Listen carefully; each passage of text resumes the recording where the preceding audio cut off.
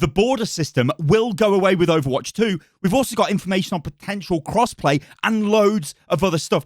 Things like what are the future balance updates for Overwatch, stuff like shield meta is being targeted, who are the most problematic heroes, what heroes could get remakes, could Symmetra become a support, have they tested this, loads of stuff. Is May going to be a tank? What about Brig? There is loads of stuff, guys, in this AMA, so sit back, grab yourself a drink, because we're going to be here for a very long time, and we're going to break all of this down. Now, this is awesome, right? So it was the Overwatch AMA that happened on the Overwatch subreddit to celebrate 3 million subscribers to the subreddit, which is awesome stuff. Now, what we've got here are the best questions and the best responses. Now, the people responding from Blizzard that we're going to look at are game director Jeff, obviously, we all know Jeff Kaplan, a lead hero designer Jeff Goodman, technical director John LaFleur, and lead software engineer Bill Warrenecki, and lead character technical artist, or the lead of character technical art, Dylan Jones. Now, yeah, this is going to be a long video, guys, so sit back and just enjoy the ride, because we're going to break this down. So much stuff has been covered here. We've just got to get it out there. So, I don't know, fire up this video on your other monitor, get it running on your phone, I don't know, whatever. Just do something else while you listen to this, because it's going to be absolutely beautiful. Okay, let's get stuck into this. A couple of months ago, Jeff Kaplan said that level borders would go away in Overwatch 2. Why do you think this system is problematic? Jeff responds, it's not that I think the system is problematic, it's just not very cool or interesting. We just feel like there are other opportunities. Have any solutions been looked at for any border bullying? And then Jeff also responded to this. The border system will go away with Overwatch 2. We want to make sure to recognize your accomplishments, but we'll be doing something different for the sequel. Confirmation that borders are being removed from Overwatch 2. This is good. I'm all for new progression systems that are fun and interesting, because borders are kind of pointless. And border bullying does happen because, well, you know, if you're like a platinum border, but you're in like, I don't know, plat, people tend to go, why are you in plat? Well, maybe that's just because it's your skill cap. Like, none of this really matters. Like, rank doesn't even matter anyway. But yeah, good news all around. Will there ever be an option to combine your console account with your PC account? Jeff responds, we really like the idea of cross persistence. It's something we would love to see for Overwatch. The technical and business hurdles are immense, but we are very passionate about trying to make something happen someday. Okay. Will crossplay ever be a thing with Overwatch? This is the big one. And Jeff says, this is something we're passionate about and exploring. So this isn't a straight up no. This is something that they are looking into. And I'm going to be honest, guys, I think the biggest thing for consoles, the new console generation, the new Xbox and the PS5, is simply put, crossplay. Crossplay is massive. Look at Fortnite. Look at how successful that has been with crossplay, and other games out there that do it. Overwatch does not do it. Yet there are loads of people that play on consoles, that play, you know, why can't we play together? Now, I understand from like a competitive integrity point of view, somebody on PC playing against somebody on console might not be the fairest sort of level playing ground, but does that matter for PvE? Does that matter if you want to play with your friends, you know, who've got a PS4 or a PS5 or the new Xbox or the Xbox One? You know what I mean? Good stuff. How do you choose which heroes get new skins for event promotional challenges like Maestro Sigma? Is your choice based on popularity of a hero or how many skins a hero already has? Jeff said to this, for Maestro Sigma in particular, that actually started with our composers and audio director. Adam, Derek, and Scott had all of this amazing music. We were brainstorming ways of getting it to players. We came up with the idea of albums that we were going to release, note plural. So we're going to get more, which is cool. And we thought that doing a mini event around the first album would be really fun. Then we thought about which character would make sense to have a musical skin. Obviously, Lucio was discussed. Our animation department had done the amazing conductor emote, which was going to be a normal event unlock. We decided to use that emote, create a conductor skin, and then release them both to promote the album. Super fun process. That's actually kind of cool, that is, because that's showing you, obviously, the stuff that they'd already made. So they'd made the emote for Sigma already, and then thought, hey, maybe we could just plug this in and build like a kind of mini event off the back of that. That's cool. So that's actually a pretty good answer there. If you were to give percentages, how much do you listen to pros' feedback versus the casuals? And Jeff says, well, there are about 200 pros and 50 million casuals, but we both know you're not asking for that percentage breakdown. We listen to everyone's feedback. It's all important when it comes to balance. We primarily balance the game around Overwatch League, Grandmasters, and Masters. There you go. Now, I know a lot of people will see that and be like, what the hell? Like, I don't play at Master. I don't play at GM. I'm not an Overwatch League player. Why are you balancing the game around those players? It's just because that they stretch the game to its limits, and they do find issues with the game, which then obviously Blizzard can make balance changes and makes the game overall a better experience for everybody else. Now, that's not to say that this isn't perfect, because it's not. Because you get things that happen in lower ranks where heroes are super powerful and they're maybe not as powerful higher ranks, and that might be a result of a change which is made to a hero. Things like Reaper stick out in my mind when Reaper was super strong. You could even argue he still is. Farah as well, stuff like that. You don't generally see them at ultra high level that often, but at lower levels they can be super dominating. Like Bastion, I guess, is a great example of this. But I think there's still a space for those kind of heroes in Overwatch. Is there an official way to offer suggestions for the new features to be added to the game? And Jeff says, well, we read this subreddit all the time. If it's a great idea, it will get visibility. Fair enough. I mean, if it's a meme or play of the game, then yeah, they might add it to the game. Has there been any internal discussion on having some kind of public bug tracker? Now, I like this question, right, because I'm all for things like development plans being out in the open, roadmaps and stuff like that, and something like this would be kind of like the first steps towards it. However, let's see what Bill Waranecki says, who is, of course, the lead software engineer. So Bill says, we haven't seriously considered a public bug tracker. As you call out, there are a few benefits that would come from having one. There is a major investment required to manage that system and process changes for the entire development team. Our development team and Q&A folks are regularly reviewing bug report forums. It may not seem like issues are noticed, but they're almost certainly being tracked. I think as well there's an issue with this where if you just put all the bugs publicly out there all the time that were being worked on, like every little bug, because sometimes there might be things which actually break the game that Blizzard don't want us to know about, and they wouldn't really want to put that out there. That being said, the forums do actually, have a pretty comprehensive cover of what's going on with bugs and stuff and things that are being worked on. What's been your biggest challenge with Overwatch to date? Bill responds, our initial launch was a huge challenge. We wanted to release on all platforms, PC, Xbox One, PlayStation 4, in all regions at the same time. We put significant effort into performance profiling to ensure our servers would hold up on launch day.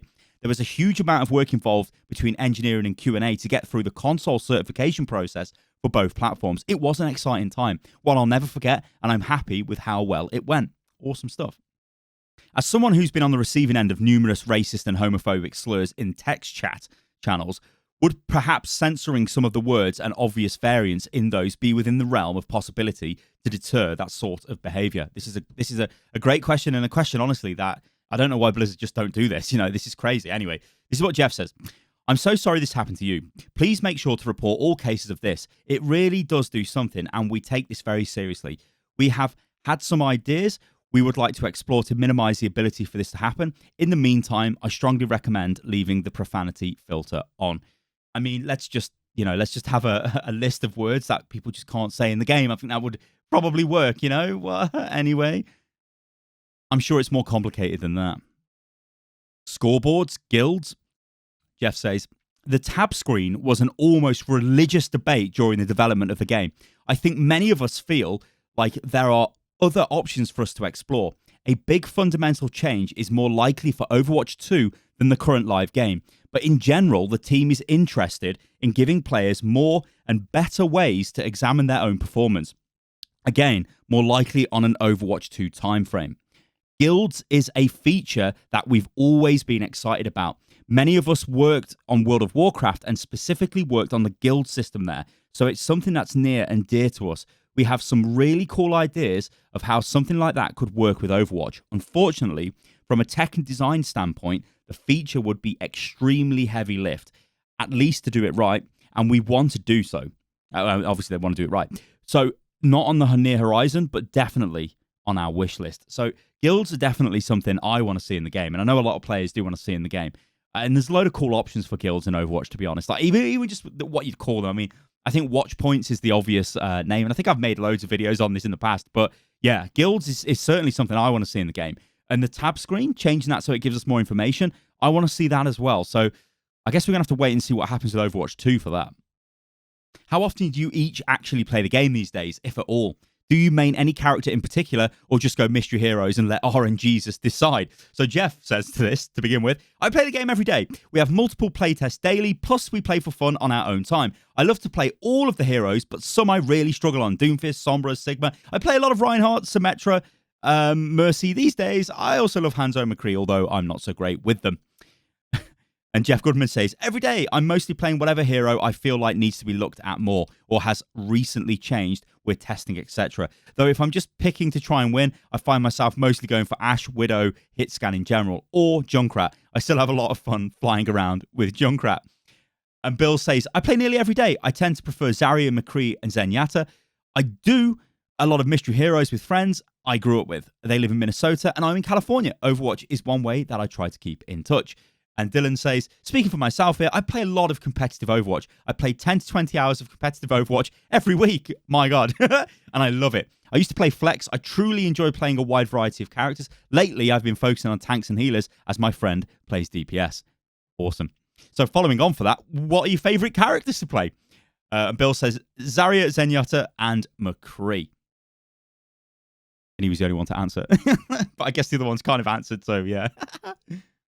What are the most commonly requested hero buffs, nerfs, or reworks that you've actually tested internally but never pushed to the PTR experimental, and why were they discarded? This is a beautiful question, guys. So Jeff Goodman comes in, lead hero designer, and he answers, our tools are pretty robust, so it's pretty easy for us to whip up some changes and run a playtest to see how they feel. We've done quite a bit of tests of all kinds of tweaks, some small, some big, that come from the community. For example, we tried Symmetra as a support hero where her turrets healed instead of dealing damage. This was sort of fun, but was kind of frustrating as a sim player because Overwatch moves so fast. We started trying to tune the turrets to have super high range or being able to have a ton of them out, etc. It ended up just feeling like a mismatch. But honestly, I'd be up for taking another crack at it at some point.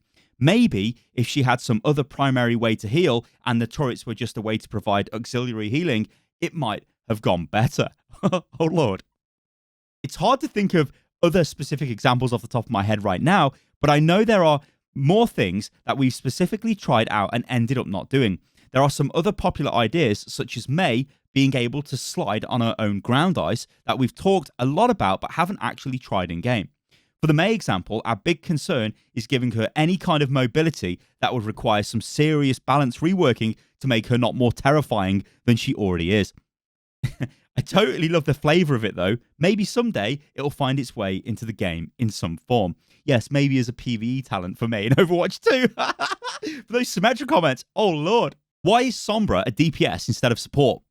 So Jeff Goodman says, actually, I'm not sure people are aware even of this, but Sombra was initially prototyped as a support hero. In fact, it really went far beyond prototype. She only became a damage hero in the stretch of her development. I think he might mean in the final stretch of her development there. I don't know.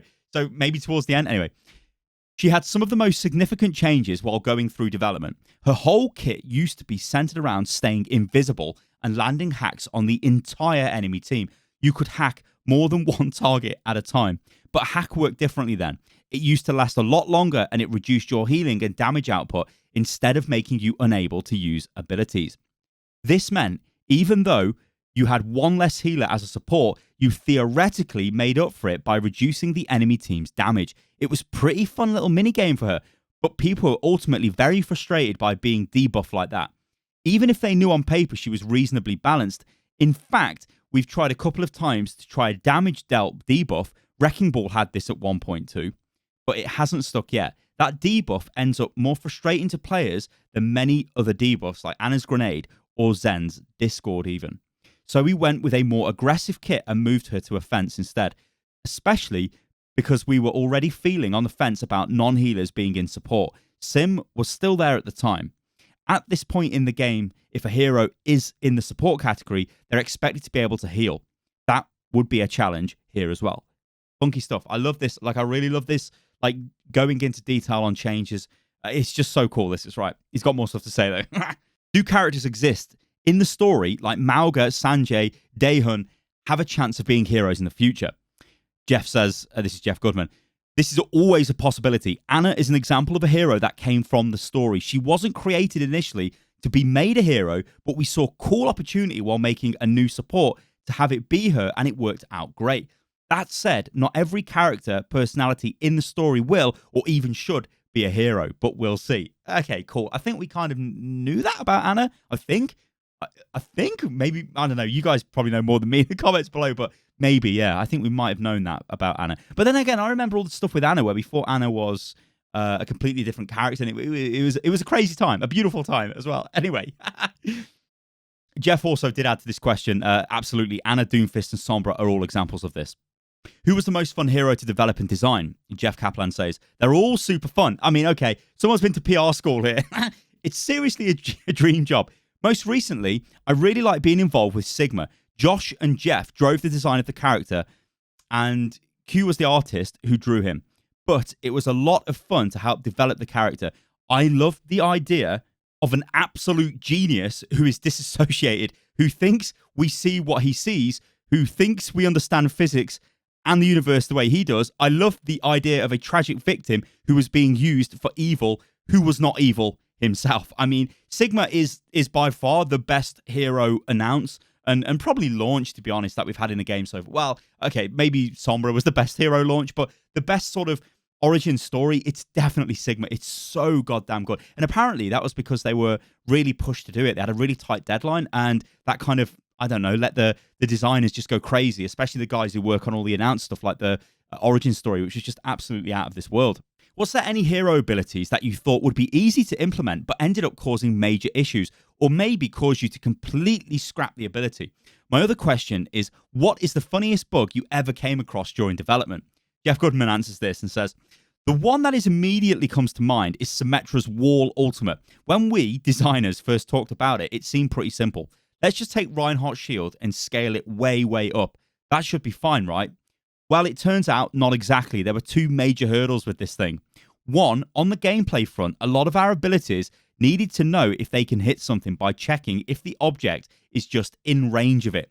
Well, then that begs the question, where is the shield exactly? For example, we wanted Sombra's EMP to destroy the wall, but it was having trouble finding it unless you were near the center of it, since it was such a wide and flat object. Gameplay engineering needed to come up with some new tech made just for her wall to allow certain abilities and other targeting to understand and be able to hit the wall correctly in different places.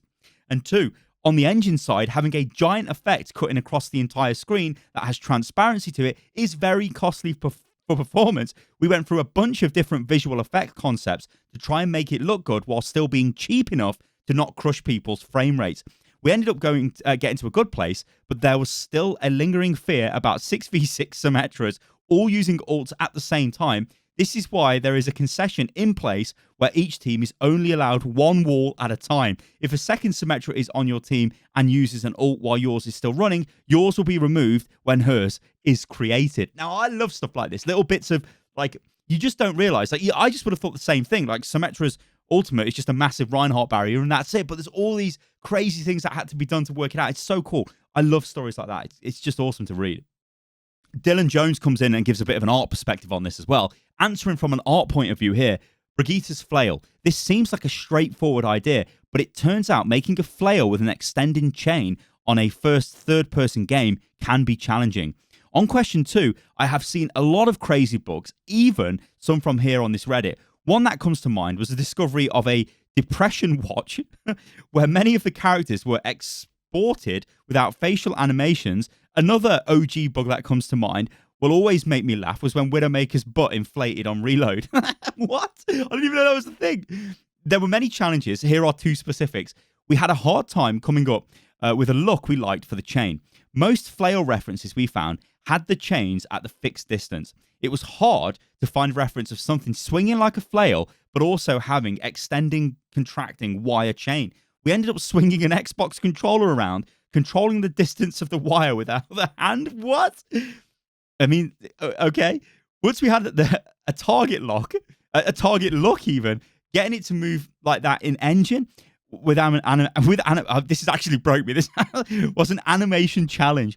We had to come up with a way to break up the animations and models for gameplay, but still get the look we liked from the Xbox controller video reference. What are your first thoughts when you hear someone saying, this hero is bad, this hero is broken, or the like? And Jeff says, this is Jeff Kaplan, I just chalk it up to the way gamers talk and communicate. As a culture, meaning gamers, we use a lot of mean language, broken, lazy, cancer, etc. I've just learned to filter that type of communication and focus on whether or not there is an issue. I can get sensitive and hurt, or I can just, do my job. Fair enough, fair enough. There has been a lot of talk about reworking certain damage characters into tanks and supports, such as Mei into a tank, or as mentioned, Symmetra back into a support. What have the team's thoughts and discussions been around this idea? Jeff Goodman says, yeah, we've been talking a lot about this, especially as we're working on Overwatch 2. Mei as a tank comes up quite a bit. It's something we can maybe try. She would have to get nearly reworked though. For example, her secondary fire is far too much damage and long range to go on a tank, but it's a possibility. Other ones that come up pretty consistently in conversations are Roadhog as a DPS, Symmetra as a support, and Brig as a tank. It's well known at this point that tanks are the least popular role to play. Do you have any thoughts to share on this, i.e. balance philosophy, upcoming ideas that you'd want to try? Jeff Goodman answers, actually, we've been talking about tanks as a role a lot recently. In the past, we've had trouble trying to figure out how to make tank heroes like Roadhog compete with big protective tanks like Reinhardt. Lately, we've been thinking that if we just go the other direction, what if Reinhardt was more like Roadhog? What would that feel like for the entire game? Basically, what if all main tanks became off tanks? That's very interesting. It probably would be kind of dodgy. Like I can imagine Widowmaker being quite powerful in that, or any hit scan really, if all the tanks were just like off tanks. Anyway, this would mean tanks would be less about pure protection and more about brawly offense. Barriers would be less prevalent, damage overall would be higher, tanks doing more damage and reducing less damage, which is kind of scary potentially. We've already been experimenting on this front, and so far it's been pretty fun, though the game does feel significantly different. Players have to play the map angles a lot more aggressively, as you can't just rely on your tank and barrier for cover. I'm not sure where these experiments will go, but they're pretty interesting so far. This is funky, right? Because moving all the main tanks into off tanks obviously means increasing their DPS and lowering their protection, or at least their ability to protect their team. And I guess Jeff Goodman did touch on it there. It doesn't feel like Overwatch as we know it. And would that be good for the game? I don't know.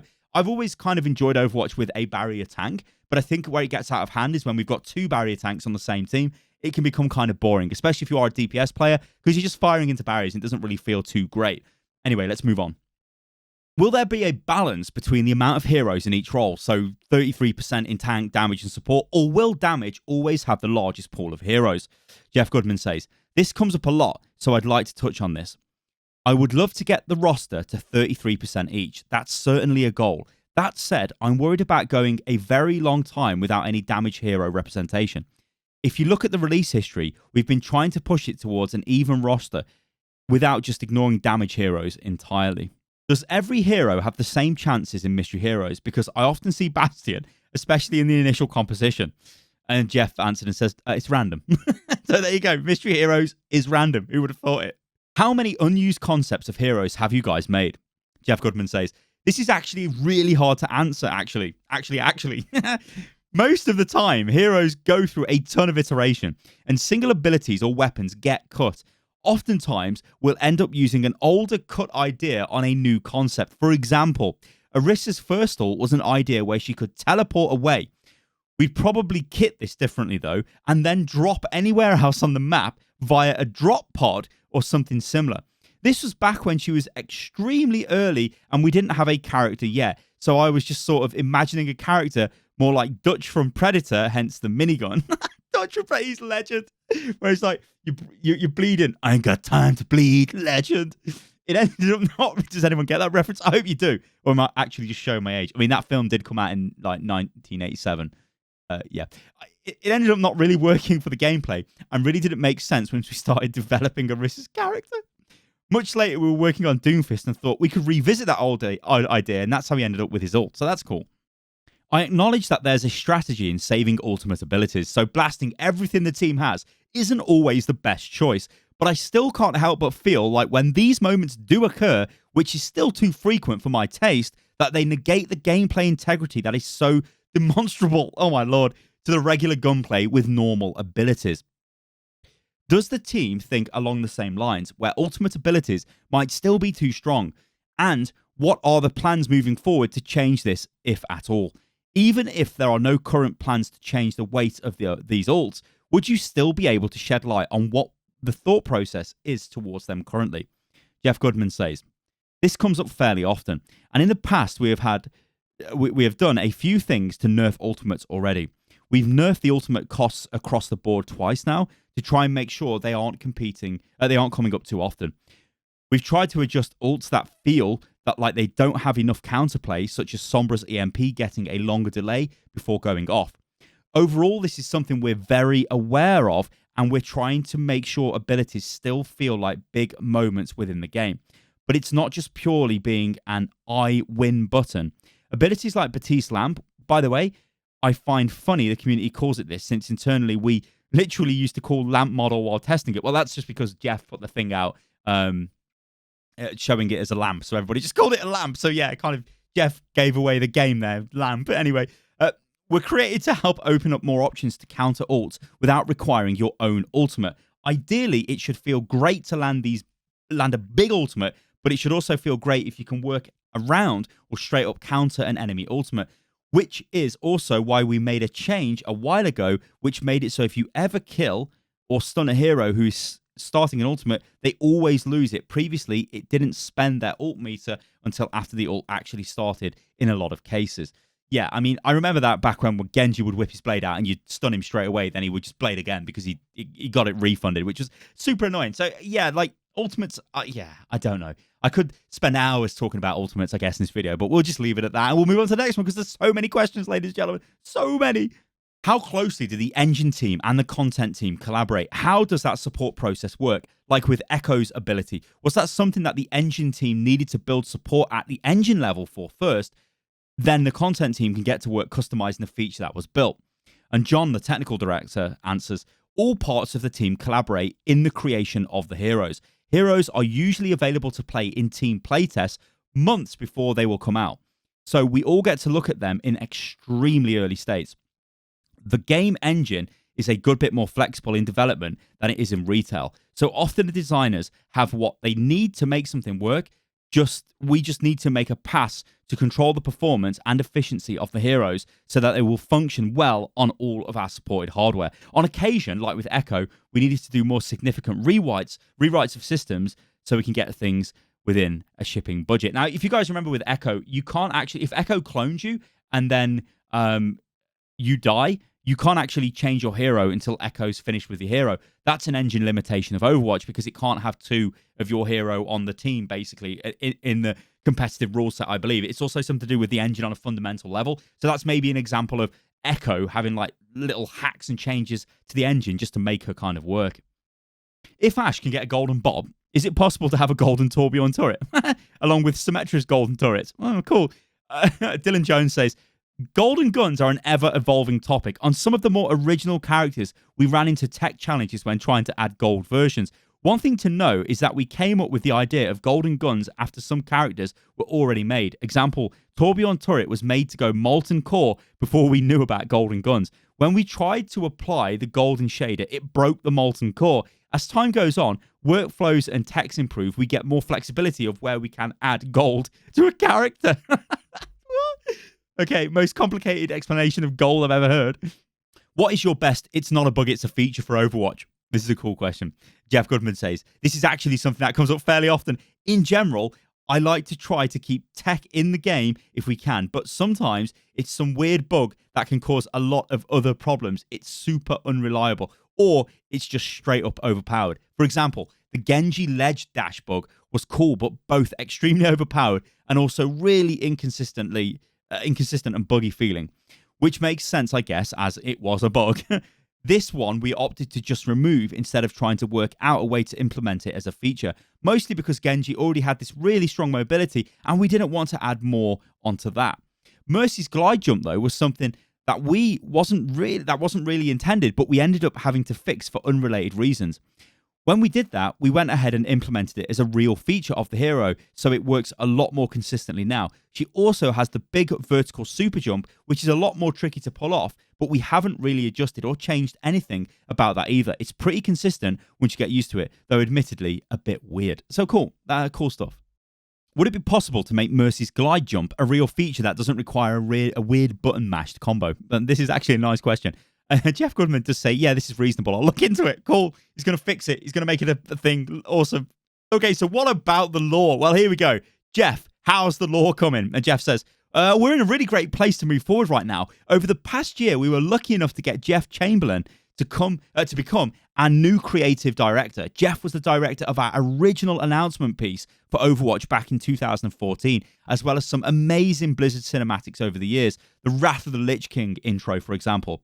We've also added some really amazing narrative designers and are partnering with our story and franchise development group. They make the animated shorts, origins movies, comics, and statues, etc. At an insanely intense level. There are some very cool lore developments coming. Beautiful. How much of the Overwatch universe lore do you want or plan to show the world? Jeff says, this is Jeff Kaplan.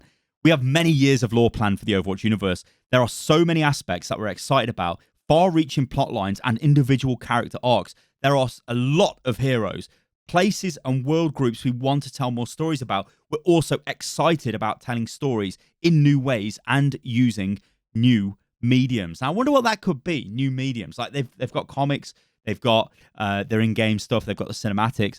Maybe we're going to see more environmental storytelling. So pushing forward the in-game stuff. We've seen this with Rio on the Overwatch 2 demo that I played, and you guys have seen footage of to death of now. So we'll probably see more of that. Obviously, games like Fortnite and games like that have pushed forward the boundary with environmental in-game storytelling.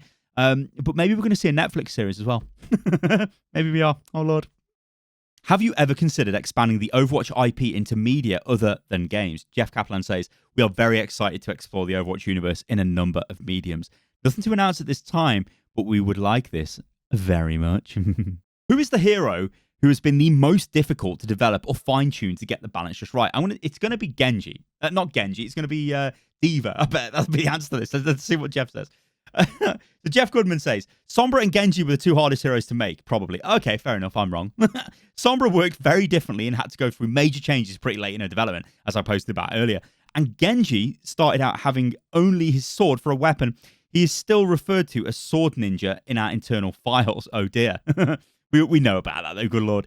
His main kit initially involved his invisibility, wall perching, and having an execute animation where if he got behind you, he could stun you and start his long animation, which would just instantly kill you. Oh, Lord. The idea was he could easily pick off a couple of people who were not with their team, but otherwise it would be very difficult to use execute.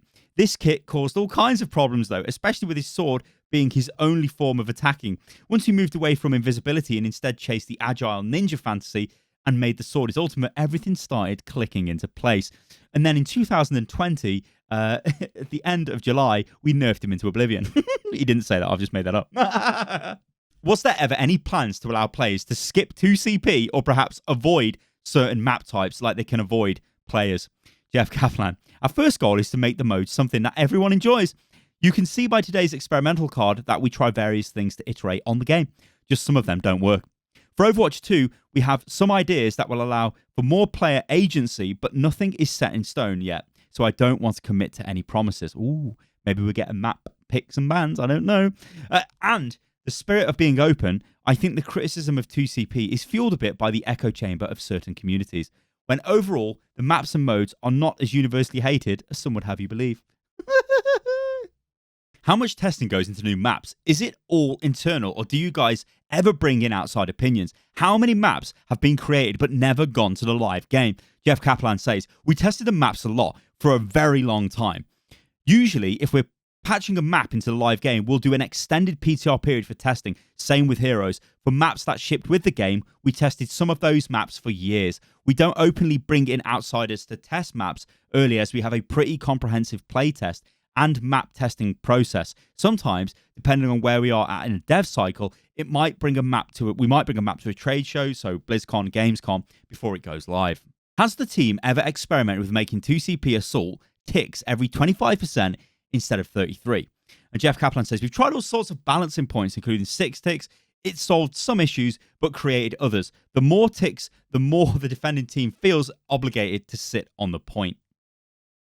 Can you share some insights on the Paris and Horizon Lunar Colony reworks? Horizon already underwent a rework in the past, so which parts of the map you consider especially problematic? Any hints on when we'll be able to test the new version of those maps? Jeff Kaplan says, Aaron did a lot of work on Paris, but was still not happy with it. Horizon is not on the horizon. So these maps are a long way off, and that's actually kind of interesting. I thought they would have maybe had a fix for Paris at least. Kind of now? I don't know. Whatever. Interesting stuff. What map was the most challenging to make, and what made it difficult? And Jeff answers this and says, well, apparently Paris and Horizon are the most difficult. I think bringing Blizzard World to life was particularly special for our entire team. If there was an Overwatch representative for Super Smash Bros., who would be the most well fit for it? Jeff says, Tracer, please.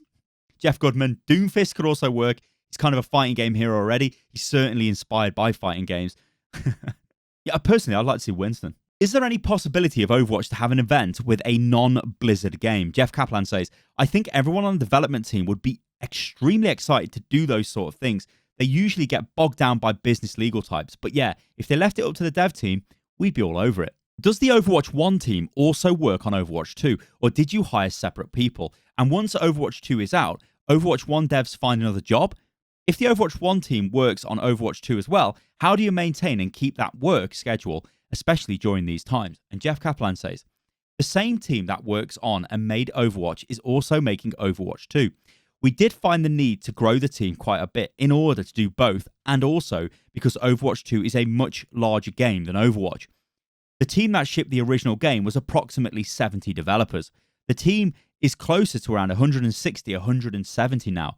It is a very tricky balance and often very stressful working on 2 projects at once.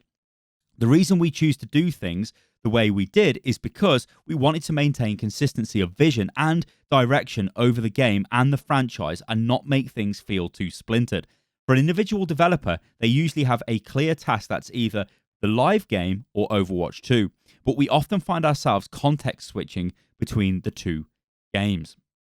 Will Jeff Kaplan be a playable hero in Overwatch 2? Jeff Goodman, I've always wanted to do a grappler hero.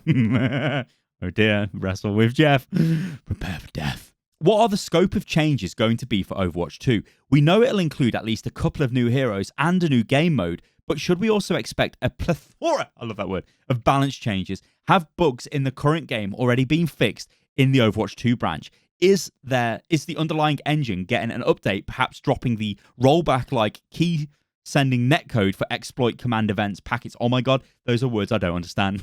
So anyway, in comes Bill, and this is what he says, the lead software engineer. We don't have a lot to share about Overwatch 2 today, but as a general strategy, we fix bugs in the earliest version of the game that makes sense. We wouldn't intentionally hold off on a bug fix for Overwatch 2 unless there was some major architecture changes required to make the fix. What are your general thoughts on the power creep discussion?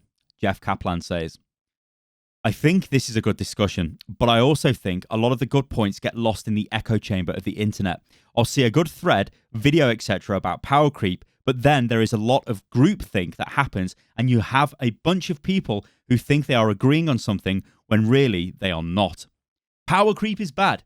By the way, buff Roadhog, revert Rhine Earth, Shatter Nerf, buff Farah. You should totally be adding way more new heroes, and they all better do new cool stuff. Oh yeah, and power creep is bad. Personally, I prefer when the conversation is more focused. Is the time to kill too fast? Do we feel like CC is too much little healing? And then apply all of these to individual heroes. We've added 11 new heroes to the game since it launched. Obviously, the game is going to change when you do that. We just need to evaluate each hero on their own and make adjustments. My personal feeling is that I would like to see less barriers and CC and the game to trend slightly more in the FPS direction than the MOBA direction. Jeff Goodman also comes in and adds to this. On the lethality TTK front, TTK, it just means time to kill, how fast you can kill a character in the game. It's hard to know exactly if... Let me try that again. It's hard to know exactly if lethality is crept up in the actual hero data. If the meta and or player skill has just pushed it up further than it was, or if it's just all perception. But we've tried a couple internal experiments where we've tried lowering damage and healing across the board to see how it feels. That experiment didn't quite work as a simple experiment because there are a number of heroes that have certain thresholds that break if you lower damage, etc. We'd have to do something more methodical to test it properly, but I can tell you for sure the game doesn't feel very good when lethality gets too low, even if healing also gets low. On the healing front especially, once health bars are moving up and down a lot more slowly, it makes it really hard to feel like you're saving people in clutch situations, unless you use an ult or something, of course. Interestingly, on our list of experiments to try is to make the game significantly more lethal than it is right now. I'm not sure how it will play out, we haven't tried it yet, but the goal would be to allow more carry potential, as a great player would be able to more easily 1v2 or 1v3 enemies. Again, this would just be an experiment, but it's interesting to think about it and potentially try. I think that, ladies and gentlemen, will be a massive rip to tanks. You just get deleted instantly. Oh, God. All of this isn't to say that we couldn't try to make changes to lower damage across the board somewhat, but we'd have to be very careful not to push that too far, as the game really does feel and play a lot worse when lethality drops too low. Throughout the development of Overwatch, has there been anything you're willing to share that you've regretted or wished you had handled differently? This is a funky question. Jeff Kaplan responds, this type of question is very hard to answer because we all now have the benefit of hindsight.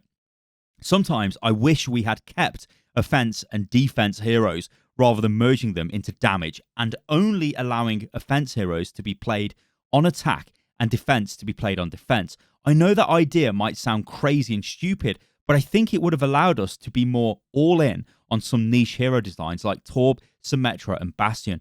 Much of the issues we face with the hero balance on these heroes is our player expectations that these heroes should be fully viable on all situations, and that really wasn't our intent or vision for the game. We believe that with hero swapping, people would be more willing to adapt to solve problem. We're fighting some amount of human psychology and game design, I know. The Sombra ARG is another standout. Lol. Do you have any regret of the reworks you have done with any of the heroes at all? If so, who and why? Jeff Goodman says, not really. Though, as I've mentioned a couple of times here already, maybe we could have pushed harder to iterate on Sim as a healer instead of a damage dealer. Maybe we can still revisit her as a healer. Oh, Lord. Some players don't like to be matched against pre-made groups. Have you ever thought about introducing pure solo queue to avoid such situations? Jeff Kaplan says, we've definitely thought about solo queue, but at this time we don't feel like it's necessary or best for Overwatch. Also, if I were to show you the statistics, you would see that it's an extremely rare case for solo players to be matched into a group situation larger than 2. What is the biggest current priority in terms of game design right now? Are any more class reworks coming, like for tanks a while back? Is 2CP and Horizon Paris reworks coming? Will there be changes to the double shield meta? Jeff Kaplan says, the most immediate priority is a balance patch aimed at the double shield meta. This will show up on the experimental card in the next few weeks. We don't have any reworks immediately imminent for any hero, although we are discussing some. 2CP is more of an ongoing exploration for us. We've tried many things and have yet to be satisfied with any of the results. Paris has gotten some attempts at a rework, but we weren't pleased with our results, so we paused. We haven't started looking at Horizon again yet. So there you go. More confirmation that Horizon is just literally a deleted map at this point. Paris is kind of almost there, maybe, who knows. But yeah, the big news out of that is the fact that, well, the double shield meta is going to be addressed in an experimental card. I mean, that's massive news. Why is Tracer unable to recall out of a Grav when Reaper and Moira can fade out while those abilities are on a shorter cooldown? Not being able to blink out is understandable. Jeff Goodman has a massive answer to this, so get ready, ladies and gentlemen. This is understandably super confusing. I totally agree with you. It sort of came about this way from a chain of rules that really don't even matter anymore necessarily, but here's how it went. Junkrat Trap is made. It blocks movement abilities. Okay, cool. Let's playtest it. Oh, it's weird on Reaper though. Is Wraith Form a movement ability? It technically makes you faster, but doesn't really feel like a movement skill. And being able to Wraith, even if you can't move, would feel a lot better. So we go with that. Later, Zarya's ult gets the no mobility rule added to it. We just follow Junkrat trap rules, which means Reaper can now escape Grav. Maybe this is fine. Let's roll with it. It's consistent. Moira is made. Fade works very similar to Wraith form. We're consistent where can be with two of them. However, Fade is clearly much more of a mobility skill than Wraith form, so it kind of breaks down in the Junkrat trap Zarya ult case, which is where we're at now. This is something we're looking at right now, actually, as part of the Moira experimental version 2 changes that will be coming somewhat soon. What we're currently testing is allowing Wraith form and Fade to be used while in those abilities, Sigma's ult 2, but not to let you get out free of the effect. This means that you can't hit these abilities to get the immunity effect, but you can't run away. Oh, okay. Okay, no, it means that you can hit the abilities, you get the immunity effect, but you can't run away. We'll see how that feels when it comes to the experimental card. All right, that's actually pretty huge there. That's a bit of info there on the new Fade. Funky. Fade was a fun experiment, but it was too good as a dispelling cleansing tool and far too good at countering Zarya and Sigma's ults. We're going to try a version where she can still phase out her allies, but she doesn't remove debuffs like Ana Nade, and it won't break people out of these ults. You can, however, learn to time it versus Sigma ult to try and cancel the damage as part of the slam, or just reduce incoming damage while stuck in Zarya ult, which can still be very powerful. Maybe too much still? We'll find out. So yeah, we've got information there on the changes coming to Zarya's Fade, which I think is really cool. Again, an awesome response there. Jeff Goodman gives some amazing responses. I just wish he was more active in the public more. Come on, Jeff. If, as you guys say, that you've been trying out a bunch of reworks to the 2CP mode, what other changes did you guys try? What worked and what didn't? And Jeff Kaplan says, we've tried a number of things over the years. Changed the capture points to work like control points, meaning Koth points. Added defenders' spawn rooms closer to point A. Added a middle capture point between A and B. Moved the defender's spawn point back on B. Made it so that capture happens regardless of if defenders were on the point. What? That would be funky. What that? Okay, yeah. Let's not think. Don't think about that style. That would be mental. Those are just a few off the top of my head. Lots of level design changes. Will the audio occlusion bugs ever be fixed? Bill responds and says, "Hey there. We've definitely worked through audio occlusion bugs in the past, but unfortunately, there's not a single problem that solves all of the issues. Anytime you encounter this, if you can post detail on our bug report forums, it really helps us dig into that specific issue." What was the hardest ability to put into the game? John answers this question and says, from a tech perspective, I think the hardest might have been Echo. Her ability to duplicate an opposing hero brought a ton of challenges and bugs. In most areas of Overwatch, our ideas for what we would like to do are ever expanding in complexity, but we need to make it work with assumptions that we made years ago. Sometimes they don't mesh well. With Echo, it was difficult to clash. It was a difficult clash to work out. In the end, she turned out to be a really fun hero, so it was worth the work. But there was a lot of engineering grey hairs generated around that one. How has work progress been impacted by the overlooming global pandemic and subsequent social distancing and cancellations? Has work been slowed down significantly, and how has a typical workday changed as a result? This is actually a question that I really wanted to see an answer to. I think it would be super cool to get answers off like everybody involved in the development of Overwatch in this, just to see how things have changed. But Jeff is going to essentially sum this up. So this is what Jeff Kaplan says. I think the suddenness of transitioning to working from home was a shock for many of us. We had been tracking the pandemic for months and making preparations, but I don't think the reality had sunk in that we were going to have to close down as well. We have offices in Shanghai and Seoul that had been shut down, so it was something Blizzard had been dealing with for months. But the call to close Irvine down, that's where the Overwatch team is, came very quickly. Of all the things, Team 4, aka the Overwatch team, was in the middle of a move when it happened. Most of us don't even know where our office stuff is. In some box somewhere in a new office. Oh, Lord. Actually, yeah. When I went back in March for the Echo stuff, the office there was loads of like moving boxes everywhere, and everywhere it looked like it was all being packed up. The first few weeks were rough. There were a lot of tech and communication hurdles. I am sure you have all dealt with that as well. We were really lucky to have amazing technical staff on Team 4, as well as really great Blizzard IT staff. I was going to read that as Blizzard IT staff to make things go more smoothly. Now we're all adjusting in our own ways. Personally, I like working from home. In particular, I like being around my wife for more of the week. It's really nice, but I miss the team like crazy. Some members of the team feel really isolated. It really depends on the person. I'm worried as hell about everyone and hope everyone is staying safe and healthy. As for the game, I honestly think some parts are moving faster and some are moving slower. Overall, I don't think we're losing time and maybe have even gained some, but that's my biased view, and others on the team might feel differently. As game director, I'm extremely pleased with the progress on both games in the work from the home situation. And there we go, guys. If you sat through this and like listen, I was going to say watch the whole thing, but basically listen to the whole thing.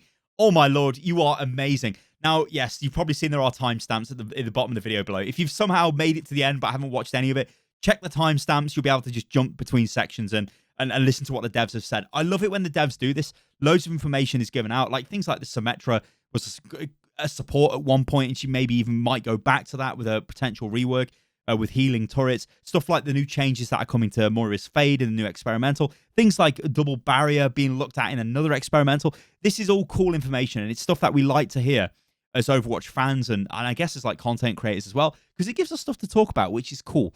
All right, guys, I've been Stylosa. Thank you for watching the video. It's a super long video, and remember you can follow me on everything, which is at Stylosa on Instagram and Twitter if that's your kind of thing. And yeah, I'll catch you guys on the next video. Toodaloo.